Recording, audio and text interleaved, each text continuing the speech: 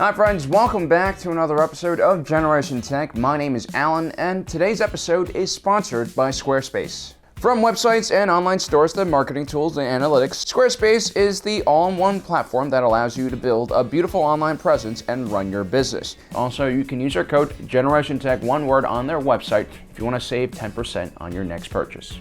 You could probably also create a website specifically dedicated to breaking down the flaws of one specific ship from The Last Jedi, and I would approve.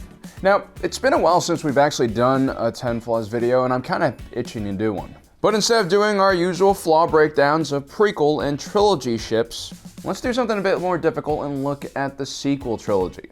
One of the reasons why looking at the ships in the sequel era is a bit harder is just the general lack of detail Disney has provided. Also, the lore hasn't been given enough time to age and refine into something that can be loved and pored over with a crazy attention to detail.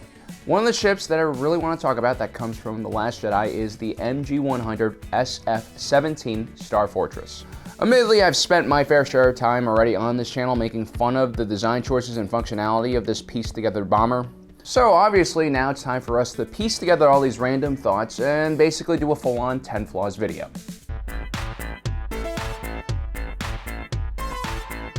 Now, one of my biggest pet peeves with the MG-100 StarFortress is the fact that its fuselage is vertically aligned and there's also gravity on the entire ship.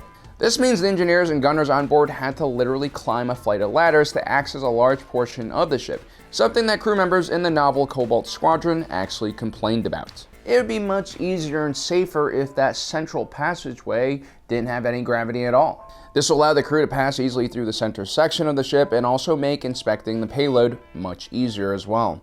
Ships like the StarFortress have a device known as the inertial dampeners. This creates a bubble of anti-gravity around the ship. They could adjust this machine to limit the gravity to just the cockpit. The Resistance is made up of veteran fighters, and a lot of the decision makers actually fought in the Galactic Civil War. We had leaders like Admiral Akbar, General Princess Leia, and Fighter Ace Wedge Antilles.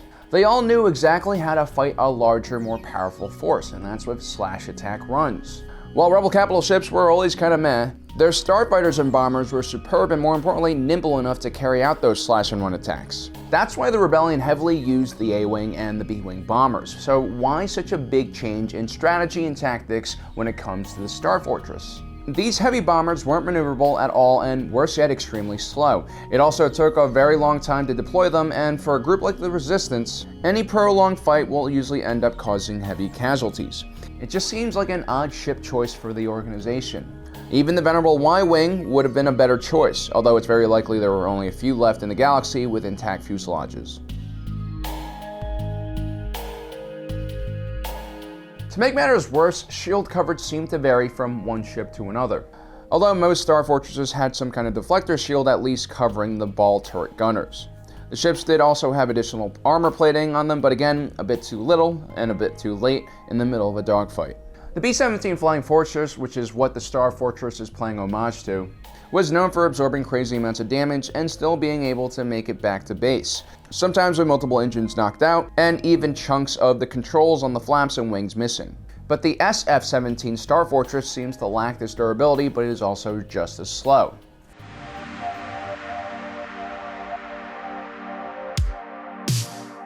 In order to compensate for the lack of speed and armor on these bombers, Resistance pilots were trained to fly in a tight formation in order to protect each other with their overlapping defensive fire. While this worked quite well again with bomber wings during World War II, the problem is the type of weapons they had in World War II on Earth are very different from the ones they have in Star Wars. The biggest large area damage weapons World War II pilots had to worry about was flak. The flak, while dangerous, was not as dangerous as individual German fighters, so they chose to stick together. But in Star Wars, you have massive ion cannons, giant turbo lasers, buzz droids, and all sorts of dangerous weapons that are very effective against bunched together targets. There is one advantage to flying close to one another, and that's the ability to overlap shields, but again, not all StarFortresses had shields. And the overlapping field of fire would work better if there were more than just 2 gunners on each StarFortress. Although these formations will be relatively protected from the rear, they'll also be very vulnerable from the top and the bottom. The StarFortress could carry over 1,000 proton bombs or other munitions of the same size. This is probably the primary reason why the ship design is so strange and so slow. This is definitely a crazy amount of firepower, but really falls more in line with the Imperial First Order philosophy rather than the Resistance's. The First Order Navy could take a lot of punishment and then also dish out a lot of punishment, whereas the Resistance usually depended on precision strikes and quick-moving missions in order to limit casualties. On top of that, once the bombs were armed, the StarFortresses were basically tinderboxes ready to go up in flames.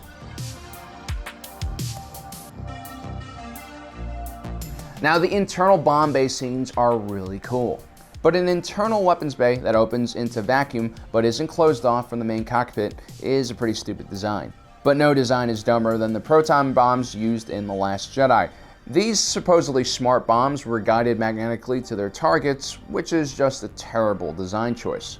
Without any type of propulsion after being released, the StarFortress would need to be extremely close to a target in order to successfully release their payload. So closed at survival is basically impossible if the enemy target has any defensive AA fire. And if the enemy fire doesn't get you, the explosion from those 1,000 bombs you just dropped at close range will. And the reason you have to get really close is there's a good chance that your bombs will miss the target because they're too slow, or worse yet, they might even get attracted to other pieces of metal flying around the space around you, including your fighter escort or your fellow bombers. I really don't understand why they use these things. Although it should be noted that the StarFortress could also carry probe droids and rocket-propelled munitions, which were a lot more useful.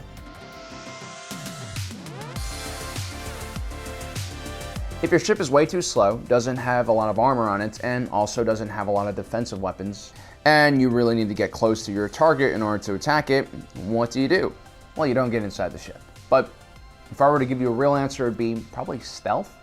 But unfortunately, the StarFortress also had an unreasonably large heat signature, which made things kind of difficult on scouting missions. Not really sure why the ship was sent on scouting missions, but it was. On one mission, Rose Tico, while working as an engineer on the StarFortress Hammer, had to create power baffles to stop the immense energy trace of the StarFortress from showing up on First Order sector scans.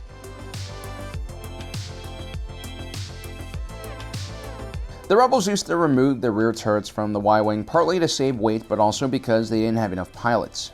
The Resistance was even smaller than the Rebellion, so why waste crew members on a ship like the StarFortress?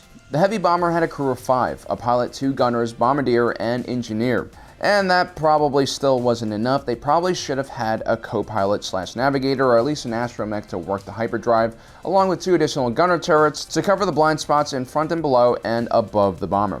Still, I would rather take 3 Y-Wings than 1 StarFortress. At least the Y-Wing has the chance of reaching its target. The StarFortress was manufactured by Slane and Corbel for the New Republic towards the end of the Galactic Civil War. By the time of the rise of the New Order, the ship was relatively old and primarily being used in a civilian capacity as a freighter, a mining vessel, or for emergency services. The general ineffectiveness of the ship was a result of not only the design, but also the age of the design. Defensive measures and armors that would have been adequate during the Galactic Civil War no longer worked against the First Order. This ship was basically the cheapest way to deliver a massive amount of firepower. What they really should have done with these ships was equip them with long-range guided munitions and then keep them away from the front lines and use them kind of as space artillery. Using them as a main strike force was far too dangerous because the bombers were so slow that it exposed the rest of your fleet and escorts for longer than necessary. Now, if you know anything about World War II aviation, you'll see some resemblance between the StarFortress SF-17 and another heavy bomber, the B-17 Flying Fortress, a 4-engine long-range bomber by Boeing that carried out many of the air sorties for the Allies over France and Germany. Everything from the name of the ship, to the bomb bay doors, to their formation, to even the gun turrets pay homage to this period of time. While visually it certainly is interesting, the StarFortress is unfortunately a clear example of why form over function is usually a bad idea. So there you have it, guys. Those are 10 flaws for the StarFortress. Let me know in the comment section below what you think about the ship. Maybe you think I'm wrong, maybe you like this ship. I mean, I guess in a certain way it does kind of look appealing to the eye, in a certain way. Also, special thanks to Squarespace once again for sponsoring this episode. Squarespace is the go-to place for creating your own personalized website or online store. Better yet, you don't need any experience in website building or design because they have an assortment of beautiful and modern templates for you to choose from, and they're also quite easy to modify. And just in case you have some issues, they have award-winning 24/7 customer service via live chat and email. Once you're done with your website, Squarespace also has a plethora of marketing tools to optimize traffic. But don't just listen to me talk about Squarespace. Visit their website, which we'll link in the comment section down below, and start a free trial. Also, if you do end up purchasing anything, don't forget to use the 10% discount code GenerationTech, one word and written like you're screaming it at someone. Also guys, don't forget to subscribe, hit that notification button down below so you don't miss out on the rest of our awesome content. My name is Alan. If you're watching this, you are Generation Tech.